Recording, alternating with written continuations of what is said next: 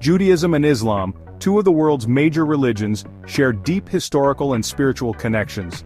They are often called Abrahamic faiths, acknowledging their common origin in the figure of Abraham. The Quran, the holy book of Islam, acknowledges this connection repeatedly. It refers to Jews as people of the book. This term recognizes the shared heritage of revealed scriptures. The Quran also contains narratives about figures revered in Judaism, including Abraham, Moses, and David.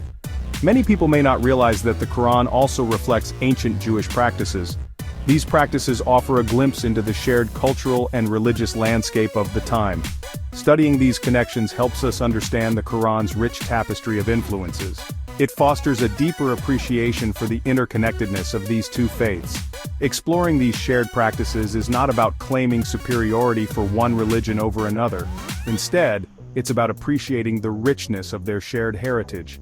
It's about recognizing that religious traditions do not develop in isolation. They are in constant dialogue with each other, influencing and shaping one another over time. One of the most apparent examples of shared practices is in dietary laws.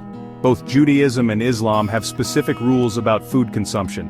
These regulations are not merely about physical health, they are deeply intertwined with spiritual purity and religious observance. The Quran, for example, permits Muslims to consume the food of the people of the book. This allowance indicates an acknowledgement of the shared dietary practices between Jews and Muslims. In both traditions, the consumption of pork is strictly prohibited. This prohibition dates back to ancient times and is rooted in various interpretations.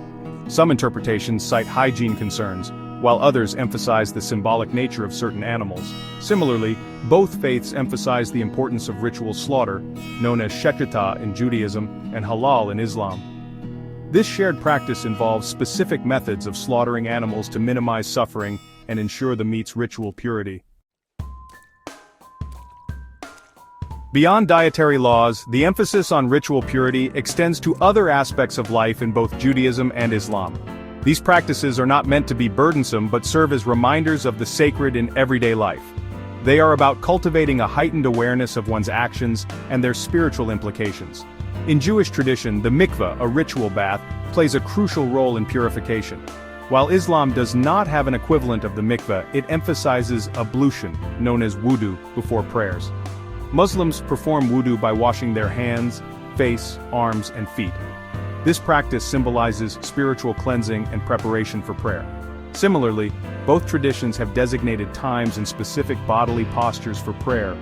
These shared practices highlight the importance of physical and spiritual cleanliness in approaching the divine in both faiths. Fasting, a practice found in many religions, holds particular significance in both Judaism and Islam. It is seen as a time for spiritual reflection, self-discipline, and empathy for the less fortunate. The most well-known fast in Islam is Ramadan, a month-long period of abstaining from food and drink from dawn till dusk. During Ramadan, Muslims focus on prayer, charity, and strengthening their relationship with God. Judaism observes several fast days throughout the year, including Yom Kippur, the Day of Atonement. On Yom Kippur, Jewish people abstain from food and drink for 25 hours, engaging in intense prayer and repentance. While the specific days and regulations surrounding fasting differ, the underlying principles of self-reflection, spiritual growth, and seeking forgiveness are shared between the two faiths. These shared practices demonstrate the profound impact of ancient Jewish traditions on the development of Islamic practices. Understanding these connections is not just an academic exercise. It fosters mutual respect and understanding between communities. It reminds us that our shared heritage can be a source of unity and strength in an increasingly polarized world.